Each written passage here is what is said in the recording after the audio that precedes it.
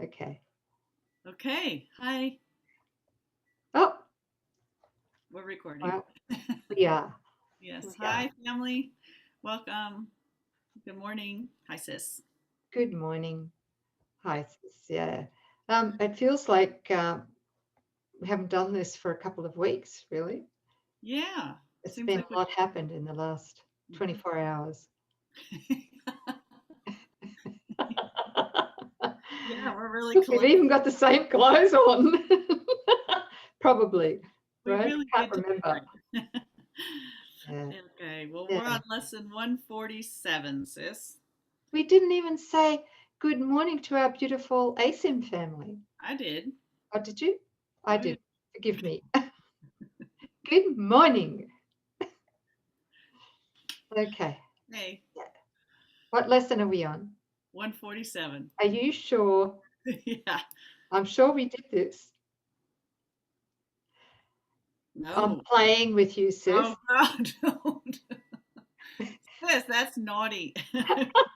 Oh, my gosh. You made my heart stop. Yeah. Okay. Yes, lesson 147 is what my notes show, and I'm gonna depend to trust myself. Okay. Hmm. And what I was struck by this morning when I was taking down some key notes for this lesson was, Nook, you think that this is for your ASIM family. This is for you. Hmm. And Oh, I was like, yeah. oh, okay. And at first, yeah, this is great. Okay. Mhm. It's such a reminder to be very vigilant with every experience that we think we're experiencing here, with every encounter that we have with anybody, no Mhm. matter where it is, right? Mhm. Um, and yeah, it's just such an important lesson. So it starts off by saying, lesson 147, my mind holds only what I think with God. And then it's got two sub lessons, Mhm. which are 133 and 134. I will not value what is valueless. Mhm. And the other one is let me perceive forgiveness as it is. So we're going to just take you through and unpack these again, not in length, hopefully, but just to, I guess, Yep. anchor them, really, really anchor them. Yeah. And what I do want to say, which came through when I was taking notes here before, is that these few review lessons, this is for me and my feeling. I don't know if you agree with me, sis, but these few review lessons are supreme reality reversal lessons, right? To the max, these ones. Yes. You can't just skim over them because the ego loves to skim over them because it doesn't want the reality reversal. That's right. Okay, Mhm. yeah. So we're just taking our time with these. I've got a few little notes here. First thing is my mind holds only what I think with God. We've got this in all of these 10 review lessons, right?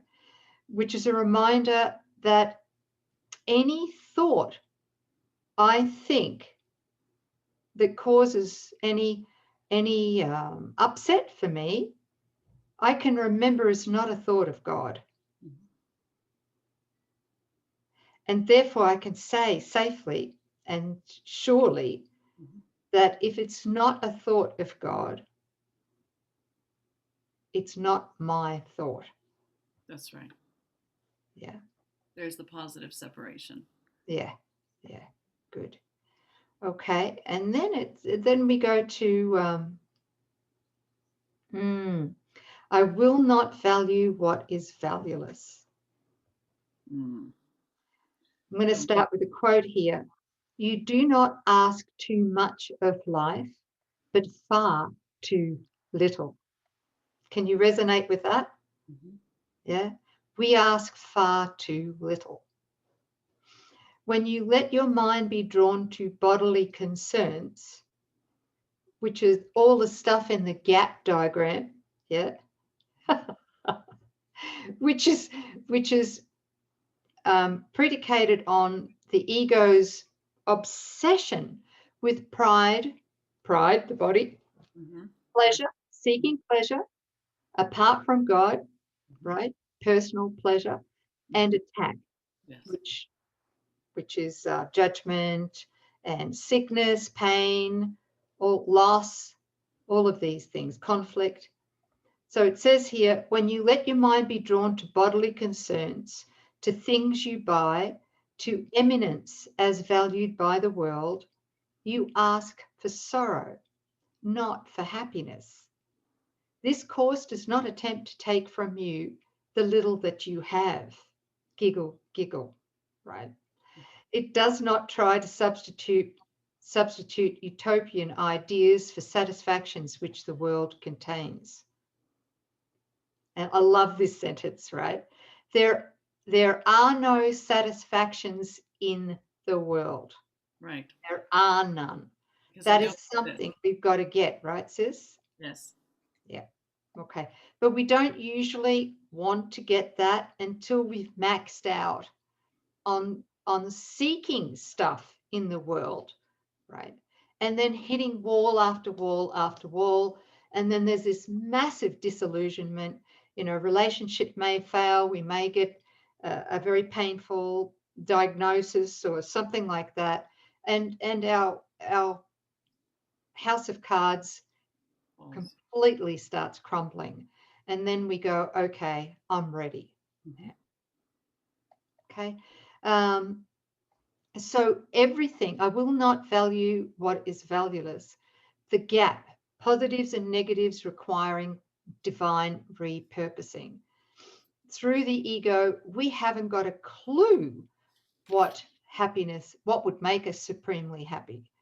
We don't know what love is. We know what special love is, but we don't really know what love is, real love is. Yeah. So I guess it's really a heartfelt plea that comes from the heart, not the head, a heartfelt plea to ask Holy Spirit.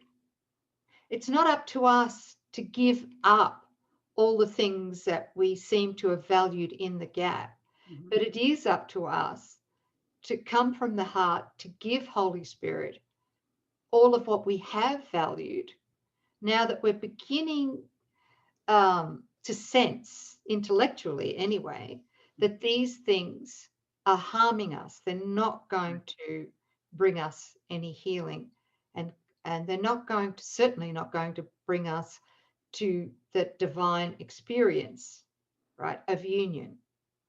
Yeah. Okay. So we're giving them all to him to help us very gently, very organically, to repurpose everything. Yeah. All of it. Yes. Thank you, sis. And he'll do it for us.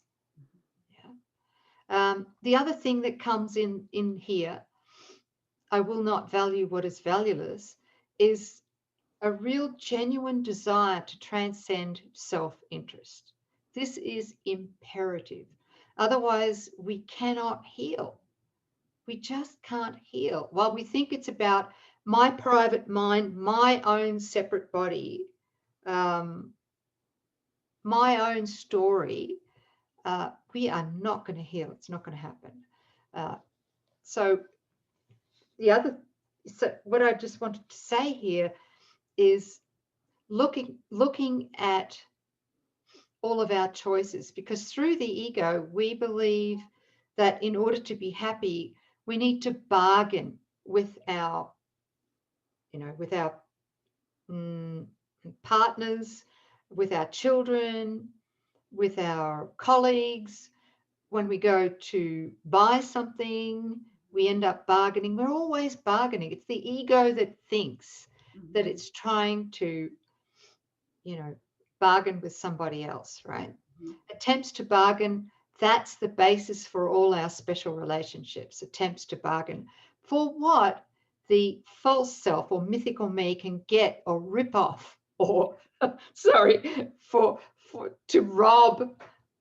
Yeah. If I can rob you of something, I get something greater, right? That's right. Well, that doesn't work. It's definitely going to end up with some major self-attack down the line, through sickness or something else. Just need to remind everyone about this. Yeah.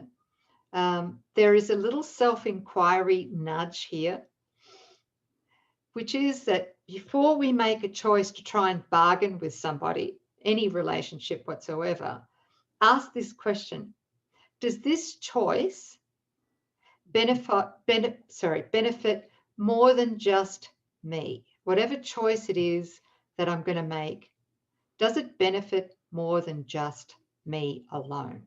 Mhm. Does it help me transcend self-interests? Mhm. Now we're learning what is valuable.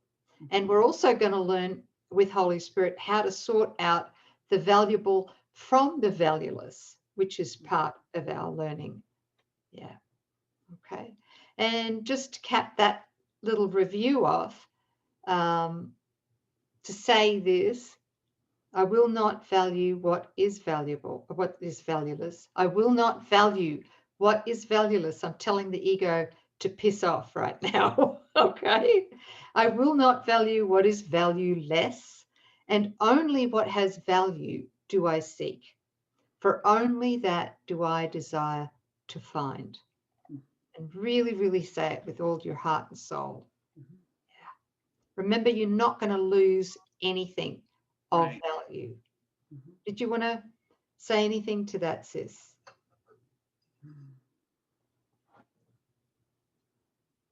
I think what came up, I mean, you just covered it so beautifully. Thank you, sis, for all of that. So helpful. Anything that's mythically me centered, right? That's the valueless. And we come to recognize that when we recognize God doesn't require any sacrifice. And we won't know that unless we engage in holy relationship. I just wanted to add that. Like, we have to experience this contrast before we will ever think to forgive this.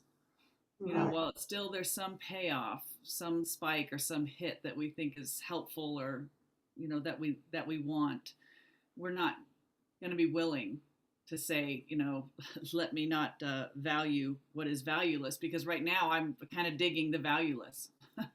Well, that's everything you've had the experience of, right? That's right. So it's not a beat up. It's just this is all you've ever known until you know what this is like.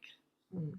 And when you experience your holy self and you experience authentic relating and authentic communication, when you feel what it's like to really join and experience the light, to look with the light instead of being, shrouded in darkness and seeking and not finding. So it's that contrast that brings us to this place of unequivocal, I'm not going to value what's valueless anymore. I know how this works. I know it's never going to pay off. And in a holy relationship, you become so grateful, and you'll never go back to dead talk. You'll never play small. You would never harm a brother, knowing that to harm a brother or to take advantage of a brother is directly harming yourself.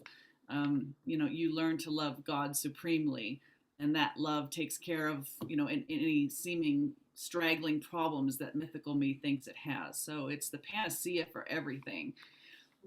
So I just wanted to bring that into the mix, that we are here to get that experience of the real, and you won't want the unreal. It's not going to be a pulling away. You're just going to just drop it. So it's just that this is beautiful. I love these dialogues because it brings on the felt state. I don't mind having notes here just to follow, etc., but it's very sterile for me just to read notes. I love the dialogue we have because Holy Spirit can enter that. Yeah. And what you've just said then is very, very valuable, because what actually happens in that contrast when we lower our defenses, ego defenses, and we do join with miracle buddies, right? Mm-hmm. Like in the TTC, what happens is that so many of the things in the gap, particularly the negative things, Mm-hmm. tend to fall away Oh yeah. because they're our fears, Yes. and we didn't realize that they're not personal, right? They're impersonal. All the shit in the gap, being potty mouth again, sorry. All of it is impersonal, but the privatized ego mind tends to think it's all me, and then it sets up guilt and it sets up shame and a story and all that sort of stuff, right? Right. And then when we join, really, really join, let the guard down, and we realize, my God, this is not my shit. This is the ego's Right. stuff. I'm innocent. I'm pure. You know, I'm loved. I'm so divinely supported. Mm-hmm. And there's immense trust and faith that it just comes to us when we join. And then the love, of course, is there. It's revealed once we let the fear go. Yes. Right? Yes. And that's why you cannot ever reach the place that Jesus is asking us to go to with the course, the end goal, Mm-hmm. with, by ourselves. We can't do it alone. We have to do it with at least one other, preferably more. Mm-hmm. And that's it. You just Yeah. can't even think about doing this stuff alone. Love, which is what we are, requires relationship to be experienced. So you will not experience what you are absent relationship. And you're free to love every single brother. Some will welcome the light that you're offering, and some will run. And that is no business of ours. It's to be that love of God, to love so liberally. Um, can I just share a little download I got last night? I don't know why I Yeah. want to share it right here, but it really dawned on me that at no time have I ever experienced a personal love. Like there's never been, every time love ever showed up through anyone, it was always God. So, and that's where Jesus says in here, maybe I'm getting off track, but I feel to share it. Just maybe you think there's this type of love for this from this one and another type of love for that one. But when you recognize that any time that love showed up, no matter who it was through, whether it's a child or a spouse or an employer or a best friend or a spiritual buddy, that's God. There's never been a personal kind of love. It's just God expressing. And when you start to recognize, anytime you see somebody and you see love in action, that's so holy, because that's the presence of God. And when you feel that spike of love and a desire to do good or to bless, you know you're just embodying God. God is all there is to you in that moment.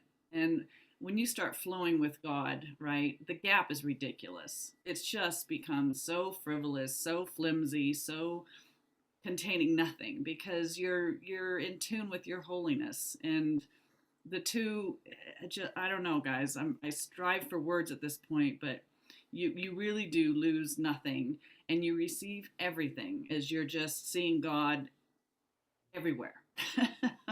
Ah, You just feel the love around you. So ah, beautiful, sis. I can feel that. yeah, I can too. It's incredible. Just Yeah. anytime love showed up through anybody, that's always God. And when I'm loving, that's God. God is right where I am because I love you. I love you, Ah, you, and you, and you. oh, it's so beautiful. So you Thank you don't lose anything of value. Yeah. No, no, no, no. The burden is lifted, because Good point. Everything we valued before was a burden and a block to this experience of the love, God's love. My mind holds only what I think with God. You know, a little bit, I know we're taking time. It's okay. I'm just saying, shut up to the ego in my head, saying, stop it, don't share it, right? But I do want to share it. Is that when I was doing my mind holds only what I think with God, really, really practicing that, which I've spoken about before. We also got a download which broke me down into tears, you know, good, happy tears, joyful tears. And that was that my mind holds only what I feel with God. And when for some reason, when I changed it from my mind holds only what I think with God to my mind holds only what I feel with God, and then joined with Jesus to just say, give it to me, you know. Wow, okay, it happened. And I felt God, even saying I felt God is wrong. It's, Okay, because all there was God, and all there is now is God, you know, and we are of God as his most beloved treasure, most cherished treasure of all. I mean, you know, that love. Yes. So that's all that's happening. That's all that's happening. And feeling that, there's no room for anything else. It's just, that's what we are. So thought turns away from mythical me, and you start thinking in terms of, as I love, that's God expressing. As I hold those thoughts, which God is causing me to think or is sharing with me, that's the truth. That's the light is on. God is right here expressing the truth through this means. Yeah. Right? That's it. Oh, that's all that is occurring. That's the truth. And so Underneath, yeah. that is the truth, sis. No matter what's happening, you know, outside, no matter what the ego is seeing through its 5 physical senses, if we could come in and genuinely ask to see only for what is really here now, that is what we're going to feel. And that's being the light of the world, like in physical sense can say whatever it is, but you know different because you're drawing from the Father or God. What are you knowing? You know, speak your word. Let me feel what you're feeling. Let me see what you're seeing. Just that's what breaks up the illusion. So this is very timely. You know, our minds hold only what we think with God, and if that's not occurring, then nothing's occurring. And if God's love isn't being expressed through you, well, then nothing's happening at that moment. It's not good or bad. It's just that right where you are, it seems that there's just, we're mute. We're mute until we're willing to surrender and let God be our voice and our words and what we express. And the ego goes, that's annihilation. Yes, it is to the ego. And all of you comes forward in your freedom, in your dominion, in your perfection, in your satisfaction, your holiness, like where everything's done for you, you're just back in the flow. So what a great line of just, if it's not a God thought, it's not your thought. It's not a judgment thing. There's no guilt with that. It's just yes or no. It is or it isn't. And only one is real. It's so simple. And Jesus says it right throughout the course. It's so simple. The truth is so simple. Only the ego makes it complex. Right. To draw itself out, to perpetuate itself and time and space. Yeah. What to do about nothing. Yeah. Thank you, beautiful sister. You still have another one, sis. I know I have another one. I'm just taking a breather. Oh, good. Okay. I did remember I have another one. It's the Okay. first time in our reviews. As you can tell, I happen to be quite absent-minded at times. No. That's because there's real stuff That's it. in there. Right. Okay. So the second part of lesson 147, review lesson, guess what it is? Let me perceive forgiveness as it is, not what the ego has interpreted it as, right? Yeah. So Jesus says here, the major difficulty that you find in genuine forgiveness on your part is that you still believe you must forgive the truth and not illusions. Isn't that true? I mean, for 20 odd years, that's what I thought. As I shared with you before, embarrassing to the ego, but not to me, is that I tried to forgive my mother, I don't know how many hundreds of times. And I thought I was doing forgiveness. I thought I was really into it, you know. And I would forgive. I feel so good for a couple of days, and then I'd go visit her, and then bang, she'd say one thing that came from mythical me's past story of victimization, and then the anger and even sometimes the rage would just come back. I'm like, well, I forgave this. No, I didn't, because I believed that past abuse was real. I still believed it. It was too juicy to give that victim story up, right? Too juicy to the story of the mythical me. Yeah. Oh, yeah. One of its strongholds, right? Yeah. Yeah. So, so this is it. This is the ego's forgiveness. It's a belief that we must forgive someone or something that really did harm us, right? Or maybe it harmed others, and that it really did happen, that we were victimized or that others were victimized, and that this was totally unjustified. Yeah. So there's that belief, right? But Jesus does say in the Course that we cannot forgive something that we still believe right now is real. Yeah. We can't believe it, or can't forgive it, because we believe it, that it really did happen, right? So what's the difference between the ego's forgiveness and quantum forgiveness, which is the belief, which is the forgiveness that Jesus is teaching us in the Course? Let me perceive forgiveness as it is. Okay. So the difference is that we remember that obviously whatever it is that we perceive, it's got to be a projection coming from the ego filter, not from the Christ we are, but from the ego filter. So it's coming from my filter. I have desired it. I know that's a tough pill to swallow, but it couldn't happen to me unless I desired it. Not consciously, but deeply, deeply unconscious in the ego. This is the unconscious guilt that we're taught about in A Course in Miracles.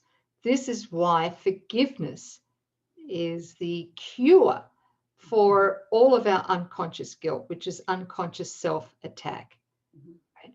That comes out in all kinds of seemingly unrelated ways. Yeah. So what we learn through quantum forgiveness is that we forgive ourselves, or the ego, not our real self. We forgive the ego for having unknowingly used another person, the past, conflict, sickness, whatever it might be, to attack us, right? That's what we're doing. We're forgiving ourselves. We're not actually forgiving somebody outside or the body or whatever. We're forgiving ourselves for having used that person or people, circumstances, right, to attack us, right? So all attack we perceive is projected from that unconscious guilt, self-hatred. Okay, so did you want to add anything to that, sis? Is there something that I've missed here? No, I don't think you've missed anything. Okay. Just the inquiry question for all of you. That thing, every one of us, this whole idea of separation required some trauma, something to happen to us that we asked for, so that we would forget that we're the Christ. We would forget that we are the child of God, right? And so something occurred, and while we still believe that actually happened, all sorts of beliefs sprang from that occurrence, and they're rife. They spread out through every department of our life, and we keep getting triggered by others. And that trigger is somebody tapped on something that reminds you of a first real wound, right? That's the whole point of the word trigger. It triggers something in the memory, and it takes you back to that place of pain and trauma, abuse, being unfairly treated, right? Well, because there is no past, the question arises, who would you be without that story? And if somebody said something to you that would normally trigger you, imagine you had no past. What would you make of that person's comment?